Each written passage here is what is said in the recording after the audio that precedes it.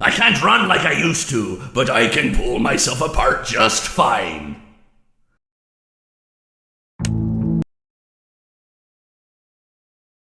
If I get jump scared, you get jump scared.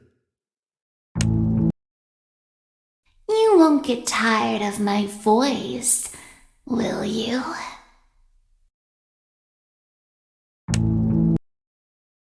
Now I get to play take apart and put back together. You won't feel a thing.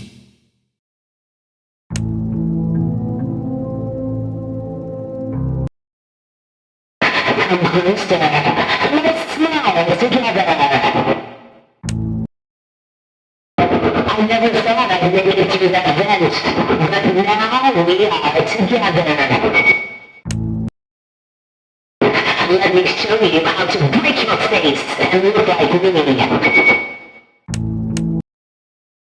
I may be missing my face, but even I could see his tongue. The others are under my protection.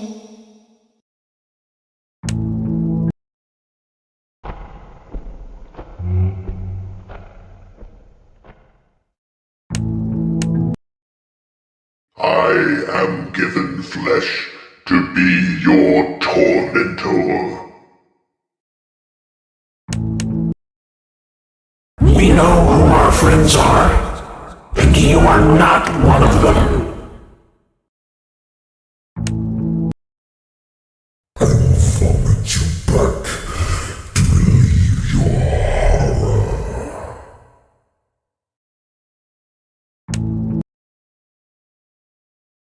Greetings from the fire and from the one you should not have killed.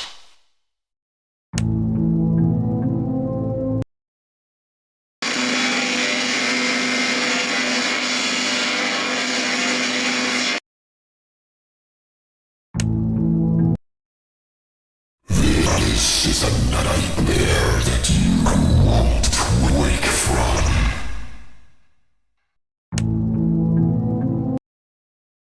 There just isn't room in here for both of us.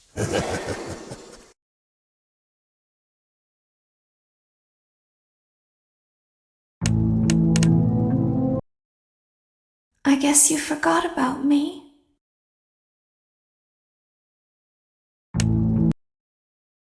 Why do you hide inside these walls?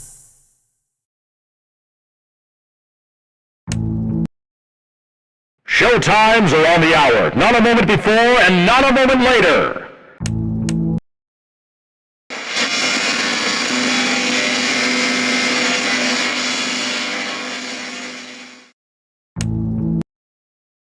Everyone underestimates me, but then they turn their back and I'm like, boo! And they're like, what? Well, it seems that your journey has ended. Very sorry about that. It was always going to end this way, of course. If it weren't by me, it would have just been by some other, terrible thing. Just, you could not imagine how terrible it would be. Just, I get scared thinking about it. I'm glad it's not me. It reminds me of a time I was speaking to my good friend Orville. We were sitting on a park bench watching the pigeons. I was on the left, he was on the... Oh, wait, was I on the right or left? Anyways, it doesn't matter. We were sitting on there watching the pigeons. And I said to Orville, "Friend, those birds are frozen." And he kind of looked at me like I'd lost my mind. But I reminded him that it was winter, and often birds will sit in a tree until they freeze. And then they sort of fall to the ground until the sun warms up and they can, move around again. So I said to Orville, "You might as well save those breadcrumbs until the birds thaw, because they can't very well enjoy them in the condition they're in." To which he asked what I meant, and asking what condition the crumbs should be in before he threw them to the birds, assuming that I meant the birds couldn't enjoy the breadcrumbs in the condition that the crumbs were in, when in fact I had meant the birds could not enjoy them in the condition that the birds were in, considering that the birds were frozen. You know, so he took a moment and then threw his last handful onto the ground. I said to him, Orville, why did you throw the breadcrumbs to the birds when I just told you they're frozen? To which he responded, the breadcrumbs are not frozen. Again, misunderstanding my words. I didn't mean to say that the breadcrumbs were frozen when I said I told you they're frozen. I'd been referring to the birds. You know, in hindsight, what I should have said was, and this would make perfect sense, why did you throw the breadcrumbs to the birds when the birds are frozen?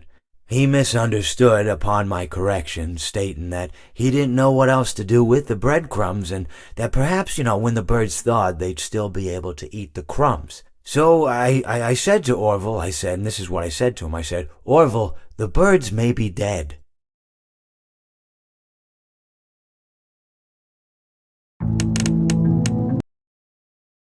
Even monkeys fall from trees. Whoops! That's gonna leave a mark. What did you think of my act? Please deposit 5 coins.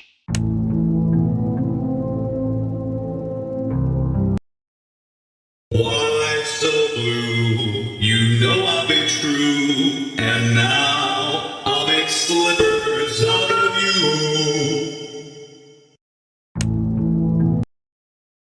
Thought you could fool me with that sign, but I was too smart for you.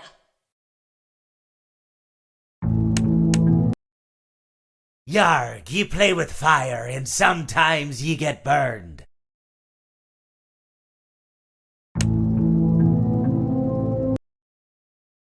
You hear that? It's the sweet, sweet sound of your eternal silence.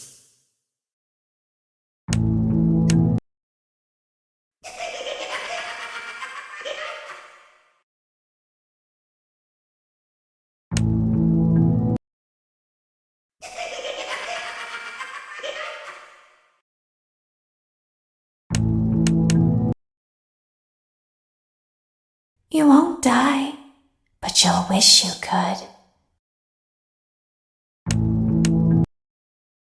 I always come back.